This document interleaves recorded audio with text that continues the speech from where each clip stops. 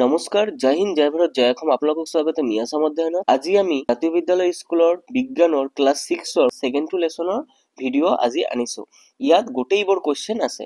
চোৱা, প্ৰথমটো কুৱেশ্যন কি কৈছে ইয়াত, শুদ্ধ উত্তৰটো বাছি উলিওৱা।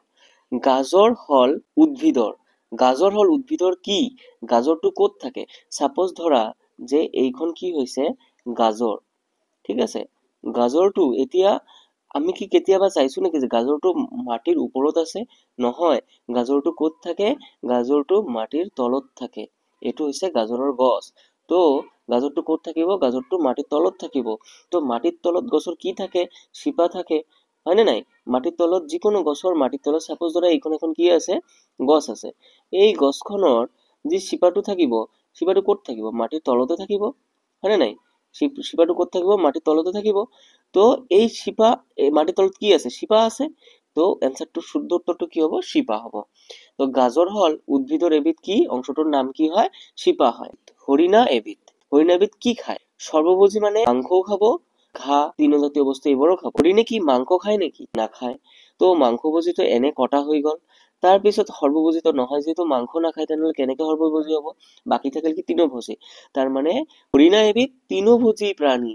তাৰ মানেটো কি হ'ল? তৃণভোজীটো কি বস্তু? তৃণভোজী হৈছে যে হৰিণাই এইবোৰ বা ঘাঁহ জাতীয় বস্তু খাই বাচি থাকে, সেইকাৰণে হৰিণা এবিধ তৃণভোজী। নেক্সট কোৱেশ্চনটো কি দিছে চোৱা, মৌ হল। মৌ এবিধ কি হয়?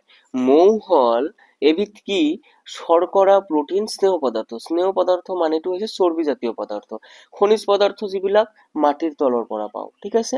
আৰু প্ৰটিন হৈছে মাংস, কণী এইবোৰত থাকে।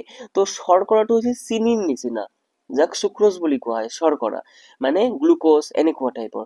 তো মৌমাখিৰ কি হয়? মধু হয়, তোমালোকে জানা। তো মধুটো খাবলৈ কেনেকুৱা? মিঠা। মিঠা হলে কি হ'ব? শৰ্কৰাটো হ'ব। তেনেহলে ৰাইট আনসাৰটো কি হল? ইয়াত শৰ্কৰা হৈ গল। সকলোৱে নিশ্চয় বুজিব পাৰিছে এতিয়া। তো ইয়াৰ ৰাইট আনসাৰটো কি? শৰ্কৰা। নেক্সট কোৱেশ্চনটো দিছে, তলত দিয়া শব্দবোৰেৰে খালী ঠাই পূৰ কৰা। কি কৰিব দিছে? খালী ঠাই বিলাক যিবিলাক দিছে ইয়াত কুৱেশ্চন বিলাক, এইবিলাক পূৰ কৰিব দিছে। ফাৰ্ষ্ট কুৱেশ্চনটো কি দিছে, বাঘ এবিধ ড্যাশ প্ৰাণী কারণ ই কেবল মাংস খায়। তার মানে বাঘ এবিধ কি প্রাণী হল? যে ই কেবল মাংসই খায়। বাঘ এবিধ মাংসভোজী প্রাণী, এই কারণে কি খায়? ই মাংস খাই জীৱন যাপন কৰে। হৰিণে কেৱল উদ্ভিদজাত সামগ্ৰী খায় আৰু সেয়ে ইয়াক তৃণভোজী প্ৰাণী বুলি কোৱা হয়। যেহেতু হৰিণে কেৱল উদ্ভিদজাত সামগ্ৰী খায়, সেই কাৰণে হৰিণক কি বুলি কোৱা হয়? তৃণভোজী প্ৰাণী বুলি কি কোৱা হয়? কোৱা হয়। গাখীৰ এবিধ পানীয়, ই গৰু, ম'হ আৰু ছাগলীৰ পৰা পোৱা এবিধ প্ৰাণীজাত সামগ্ৰী। গাখীৰটো সকলোৱে খোৱা জনাই যে এইবোৰ কি হয়? গাখীৰটো কি হয়? প্ৰাণীৰ পৰা পোৱা যায়। আৰু এইটো কি হয়? পানীয় মানে যেনেকে আমি পানী খাই থাকো, পানীয় বস্তু হয়।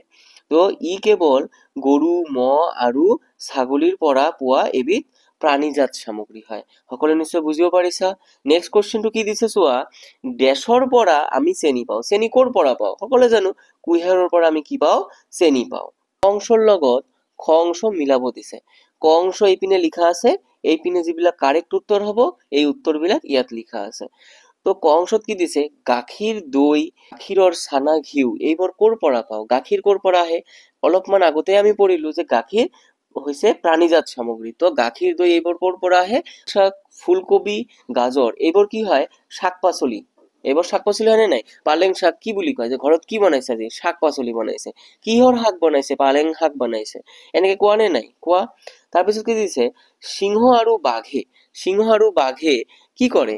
আন প্ৰাণীক খায় নে নাই? তো এইটো মিলোৱা হৈছে যে আন প্ৰাণীক খায় বুলি। তৃণভোজী প্ৰাণীয়ে কি হৈছে? উদ্ভিদ আৰু উদ্ভিদজাত সামগ্ৰী খায়। তৃণভোজী প্ৰাণীয়ে কি খায়? উদ্ভিদ আৰু উদ্ভিদজাত সামগ্ৰী খায়। খাদ্য অভ্যাস বেলেগ বেলেগ হোৱাৰ কাৰণ কি? তুমি ভাত খোৱা, এতিয়া তুমি যে ৰাজস্থানত যোৱা তেতিয়া চাবা যে ৰাজস্থানৰ মানুহবিলাকে ৰুটি খাই আছে, ঠিক আছে। পাঞ্জাবী মানুহবিলাকে ৰুটি বেছিকে খায়। তো এনেকুৱা কিয় হয় যে এঠাইৰ মানুহে বেলেগ বস্তু খায় আৰু বেলেগ ঠাইৰ মানুহে বেলেগ বস্তু খায়? কাৰণটো কি? খাদ্য অভ্যাস বেলেগ বেলেগ হোৱাৰ কাৰণটো কি? এইটো হৈছে কোৱেশ্চনখন। আনসাৰখন চোৱা, জলবায়ু ৰীতি নীতি অনুযায়ী খাদ্য অভ্যাস বেলেগ বেলেগ হয়। জলবায়ু আৰু ৰীতি নীতিৰ ওপৰত নিৰ্ভৰ কৰি খাদ্য অভ্যাসবোৰ কি হয়? বেলেগ বেলেগ হয়। উদ্ভিদৰ কি কি অংশ খাদ্য হিসাবে গ্ৰহণ কৰা হয়? উদ্ভিদৰ বীজ, ফল, ফুল, পাত, কাণ্ড, শিপা আদি খাদ্য হিচাপে গ্ৰহণ কৰা হয়। বুঝিব পাৰিছে নিশ্চয় কি কি বস্তু হয়? বীজ হয়, ফল ফুল হয়, পাত হয়, কাণ্ড হয়, শিপা হয় আদি বস্তু কি করা হয়? খাদ্য হিসাবে গ্রহণ করা হয়। প্রাণীর পৰা কি কি খাদ্য উৎপাদিত হয়? প্ৰাণীৰ পৰা কণী, মাছ, মাংস, গাখীৰ, মৌ আদি উৎপাদিত হয়। ঠিক আছে, নেক্সট কোশ্চেনটো চোৱা, খাদ্য কাক বলে? খাদ্যৰ প্ৰয়োজনীয়তা কি? খাদ্য কি কাক বলে? খাদ্য বস্তুটো কি হয়? কিয় আমি খাদ্য খাব লাগে? এইটো তোমালোকৰ মূৰত কেতিয়াবা আহিছে কোশ্চেনটো, আমি কিয় খাই থাকো? তো এতিয়া চোৱা এনসাৰটো কি হ'ব? যি বস্তু খালে আমি জীয়াই থাকিব পাৰো আৰু আমাৰ বৃদ্ধি হয়। আমি জীয়াই থাকিবলৈ কি আছে? খাদ্যৰ দৰকাৰ আছে। তুমি যদি এদিন দুদিন নাখাই থাকা তেনেহলে চাবা তোমাৰ দুৰ্বলতাৰ শিকাৰ হৈ গৈছা। আমাৰ বৃদ্ধি হওয়ার সহায় করে। আমি যদি ভালকে খাদ্য বস্তু খাও আমার কি হয়? বৃদ্ধি হয়। তাকে খাদ্য বলে। আৰু খাদ্যৰ প্ৰয়োজনীয়তা কি চোৱা? খাদ্যৰ প্ৰয়োজনীয়তা হল জীৱৰ চালিকা শক্তি। গোটেই দিন যে তুমি কিবা না কিবা কাম কৰি থকা, এই কাম কৰাৰ বাবে যি তুমি শক্তি পোৱা, এই শক্তিটো ক'ৰ পৰা পোৱা? এই খাদ্যৰ পৰা পোৱা। তো খাদ্যটো কি হয়? জীৱৰ চালিকা শক্তি হয়। নেক্সট কোশ্চেনটো চোৱা কি দিছে? উদ্ভিদে কিদৰে খাদ্য সংগ্ৰহ কৰে? উদ্ভিদে শিপাৰে পানী আৰু খনিজ লৱণ মাটিৰ পৰা শুহি লয় আৰু পাতে বায়ুৰ পৰা কাৰ্বন ডাই অক্সাইড গ্ৰহণ কৰে। এইদৰে উদ্ভিদে খাদ্য সংগ্ৰহ কৰে। নিশ্চয় বুজিব পাৰিছা কথাখিনি মই কি কৈছো। এতিয়া নেক্সট কোশ্চেনটো চোৱা কি দিছে? প্ৰাণীয়ে কিদৰে আহাৰ সংগ্ৰহ কৰে? প্ৰাণীয়ে কিদৰে আহাৰ সংগ্ৰহ কৰে? প্ৰাণীয়ে উদ্ভিদ বা আন প্ৰাণীৰ পৰা খাদ্য সংগ্ৰহ কৰে বা আহাৰ সংগ্ৰহ কৰে। আমি খোৱা পাঁচবিধ উদ্ভিদ আৰু সিহঁতৰ অংশবোৰৰ নাম উল্লেখ কৰা। তো এনসাৰটো স্টাৰ্ট হৈছে যে আমি খোৱা পাঁচবিধ উদ্ভিদ আৰু সিহঁতৰ অংশবোৰৰ নাম হল।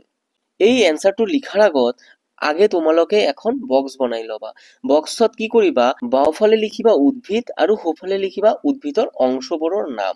চাউল, চাউল এবিধ কি হয়? চাউল এবিধ বীজ হয়। ঠিক আছে। কল এবিধ কি হয়? কল যে আমি খাই থাকো এবিধ ফল হয়। বন্ধাকবি এবিধ কি হয়? এইটো এবিধ পাত হয়। গাজৰ কি হয়? শিপা হয়। পিঁয়াজ কি হয়? কাণ্ড হয়। এজোপা সম্পূৰ্ণ উদ্ভিদৰ ছবি অঁকা। তো আমি এতিয়া উদ্ভিদৰ ইয়াত এটা ছবি ড্ৰ কৰিছো। তোমালোকে চোৱা উদ্ভিদৰ ছবিটোত কি লিখা আছে? শিপা লিখা আছে। যিটো মাটি আছে, এইখন কি মাটি হয়? মাটিৰ তলত গছৰ যি পোৰ্শনটো থাকে তাক কি বুলি কোৱা হয়? শিপা বুলি কোৱা হয়। আৰু এইবোৰ কি পাত হয়। যিবোৰৰ লগত পাতবোৰ যুক্ত হৈ আছে বা ফল ফুলবোৰ যুক্ত হৈ আছে এইবোৰক কাণ্ড বুলি কোৱা হয়। তাৰ পিছত কাণ্ডৰ লগত কি হয়? ফুল আছে আৰু ফুলৰ লগত কি হয়? ফলো আছে। সকলোৱে নিশ্চয় বুজিব পাৰিছা। তো আমাৰ এই চেপ্টাৰটো আজি কমপ্লিট হৈ গ'ল। নেক্সট ভিডিঅ'ত আমি 3rd নাম্বাৰ লেসনটো কমপ্লিট কৰিম। Thanks for watching this video'.